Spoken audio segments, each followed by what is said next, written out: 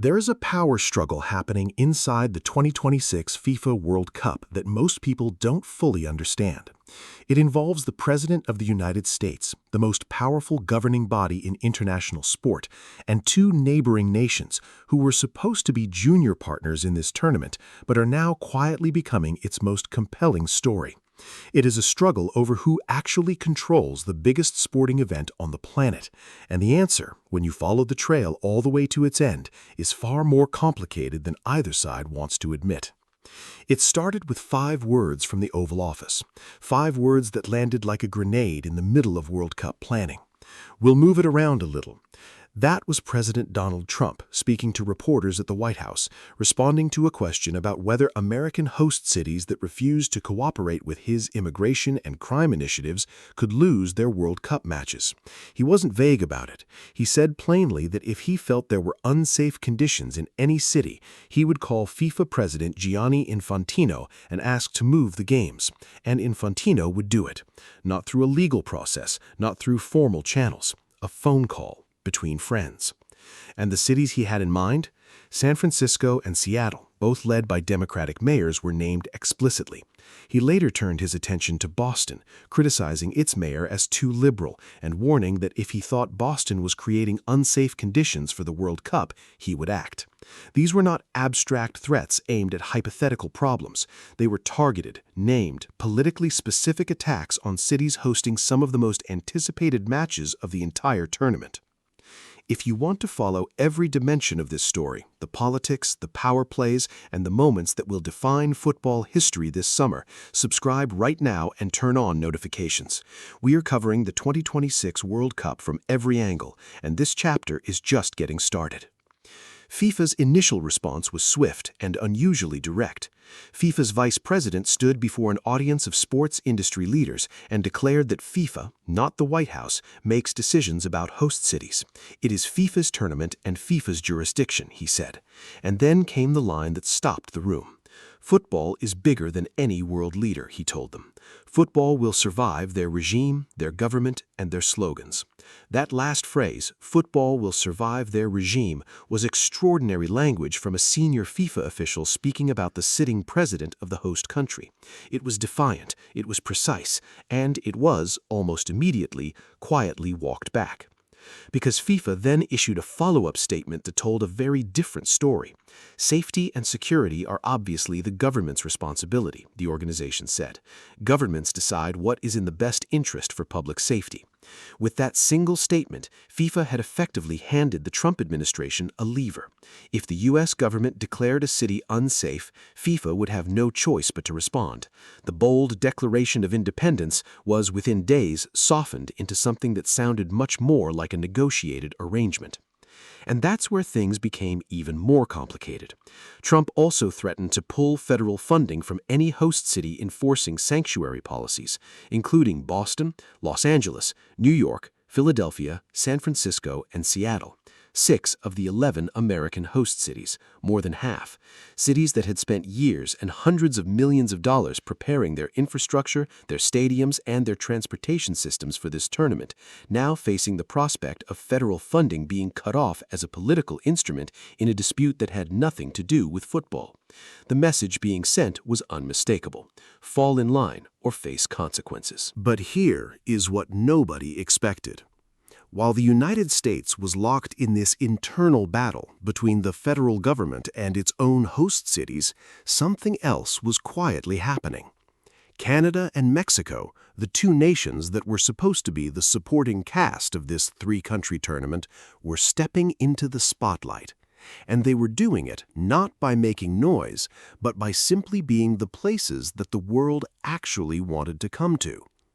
Canada is hosting 13 matches across Toronto and Vancouver, and both cities have emerged as genuine focal points of fan excitement in a way that surprised even the most optimistic Canadian football organizers.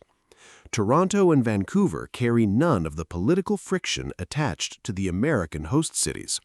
They have no immigration enforcement crackdowns generating fear among international visitors. They have no federal government threatening to pull funding from their football preparations.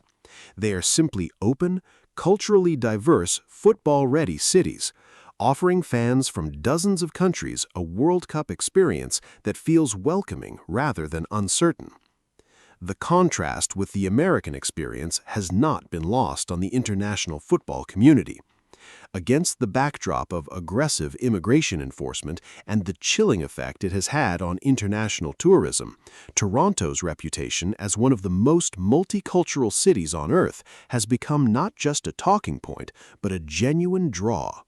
Fans who might have planned their entire World Cup experience around American cities are now building itineraries that route through Canada first. The numbers tell the story. European bookings into Toronto and Vancouver are tracking well above initial forecasts. European bookings into several American host cities are trending in the opposite direction. Mexico's story is more complicated, but equally compelling in its own right. The Estadio Azteca in Mexico City is the only stadium in history where both Pelé and Diego Maradona won the FIFA World Cup. It hosted the Hand of God. It hosted the goal of the century. It has witnessed moments that exist permanently in the sport's collective memory. And in 2026, it will host the tournament's opening match, Mexico versus South Africa, on June 11th. For football historians, for fans who understand what that ground means to the sport's story, there is not a stadium on the 2026 roster that carries that kind of weight. Not MetLife Stadium, not AT&T Stadium in Dallas, not any venue in the United States. The Azteca is a cathedral of football, and it is opening this World Cup. Beyond the legend of the Azteca, Mexico brings something the United States simply cannot replicate at this particular moment in history: raw, unfiltered, atmospheric football passion. The kind of noise that rattles the ribs of visiting players. The kind of street-level celebration that turns entire neighborhoods into a carnival. The kind of football culture that was built over generations and cannot be manufactured by a hosting committee. Subscribe now and stay with this story all the way to the final whistle on July 19th. There is not a more important or more dramatically charged tournament in World Cup history, and we are covering every chapter. But the struggle between Trump and FIFA is not just about geography. It is about something more fundamental: the question of who owns a global event when it is held inside a single government's borders. FIFA has always insisted that its tournaments exist outside the normal rules of political sovereignty, that the World Cup is a neutral space governed by football's laws, not any nation's laws. That principle is the foundation of FIFA's entire authority, and it is being tested, genuinely, structurally tested, by an American administration that does not accept the premise. Formal security assessments shared between U.S. officials and FIFA warned that the potential for extremist attacks on games, fan events, and transportation infrastructure, as well as civil unrest, had grown because of heightened tensions surrounding Trump's immigration policies and the war with Iran. That is not a fan group's complaint. That is a formal security warning telling both organizations that the political environment created around this tournament has elevated its threat profile.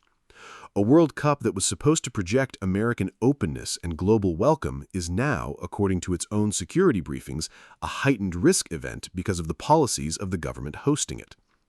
Trump also suggested that Russia, currently banned from FIFA and UEFA competitions over its invasion of Ukraine, should be allowed to play in the 2026 tournament as an incentive to end the war. FIFA did not dignify that suggestion with a formal response, but the fact that the sitting host nation's president was publicly advocating for the reinstatement of a banned nation, overriding years of principled decisions by the sport's governing bodies, illustrated precisely the kind of political pressure FIFA is navigating every single day of this tournament's final preparations.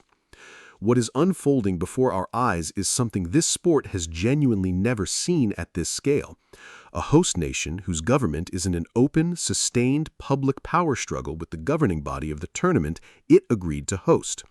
A president who believes personal relationships with sports executives translate into operational authority over match locations. A FIFA that declared its independence in bold language and then immediately softened that declaration in the face of real political pressure. And two co-host nations, Canada and Mexico, who are watching all of this unfold, quietly absorbing the fans, the goodwill, and the cultural energy that the United States is, match by match, controversy by controversy, slowly leaking away. The tournament kicks off in 8 days. It opens not in Dallas or New York. It opens at the Azteca in Mexico City, in the only stadium on Earth where both Pelé and Maradona lifted the World Cup trophy. And there is something deeply fitting about that, because the 2026 World Cup is supposed to belong to 3 nations equally.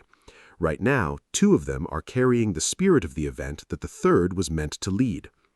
Gianni Infantino will smile for every camera. The matches will be played. The goals will be scored. But the question that will follow this tournament long after the final whistle is one nobody in FIFA's glass tower wants to answer directly. When a host nation's government treats the World Cup as a political instrument and the governing body of football allows it, what message does that send to every nation that will ever bid to host this tournament again?